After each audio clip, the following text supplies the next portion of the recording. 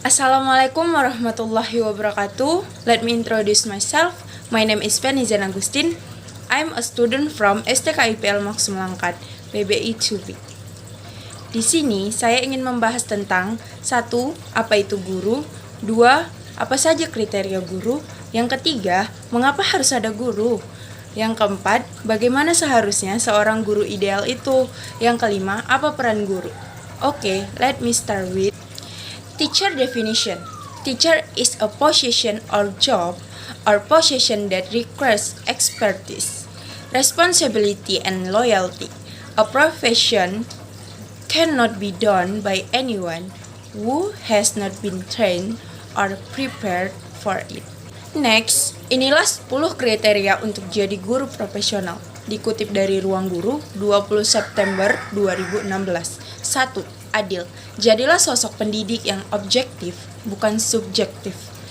Adil di sini bukan berarti bapak atau ibu tidak berpihak pada satu sisi atau kelompok tertentu. Jadi harus mampu menyikapi setiap siswa dengan karakter dan kemampuan yang beragam. Yang kedua, terbuka. Selain itu, keterbukaan juga merupakan kriteria yang sangat penting bagi guru. Menerima kedatangan, pernyataan, kritik, hingga masukan dari siswa. Yang ketiga, jadi contoh. Selama ini, metode pengajaran apa saja yang telah diterapkan? Kalau hanya menyampaikan materi dengan ceramah panjang, rasanya tidak akan efektif. Pernah dengar masuk telinga kiri keluar telinga kanan kan? Tentu tidak ingin hal itu demikian terjadi pada para peserta didikan. Sebagai contoh sederhana, misalnya ada sampah yang tidak pada tempatnya di dalam kelas, daripada hanya menegur, "Jangan buang sampah sembarangan ya, anak-anak."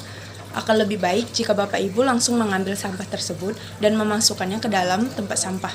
Nah, di situ mereka akan menilai dan mengikuti kebaikan itu. Yang keempat, bijaksana. Menjadi seorang guru berarti harus bijaksana, baik dalam mengambil keputusan, menyikapi masalah, maupun bertindak. Yang kelima, fleksibel. Menjadi guru memang harus punya prinsip, baik dalam nilai-nilai maupun pengetahuan. Yang keenam, peka. Guru harus bisa cepat mengerti, memahami, dan melihat dengan perasaan yang terlihat pada siswa. Mulai dari ekspresi wajah, gerak-gerik, nada suara, dan lainnya. Yang ketujuh, memahami proses dalam belajar dan mengajar. Maka terjadi sebuah proses. Nah, proses ini tidak selalu mudah dilalui dengan cepat, bergantung pada individu masing-masing. 8. Pengendalian diri.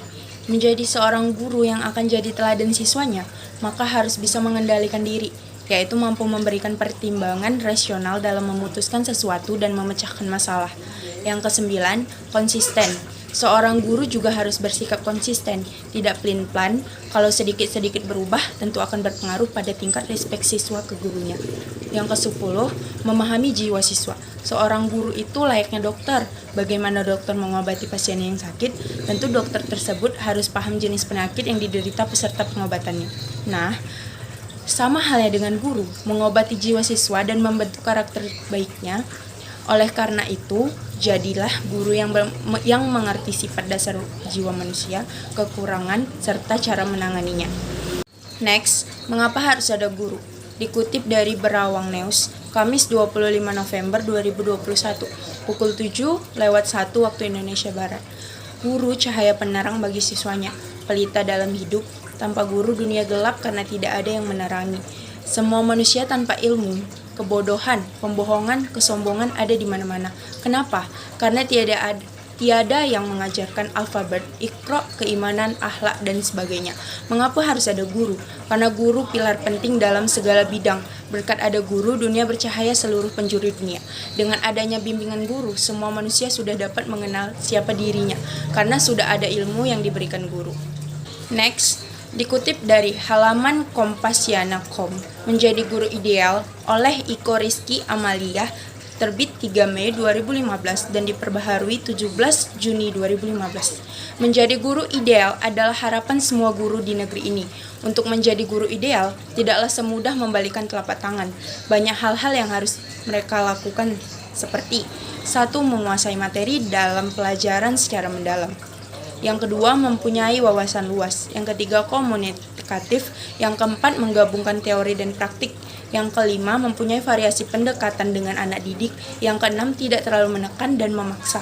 Yang ketujuh, humoris tapi serius. Next, peranan guru selalu berkembang seiring dengan paradigma pendidikan mutakhir dengan sedang berkembang.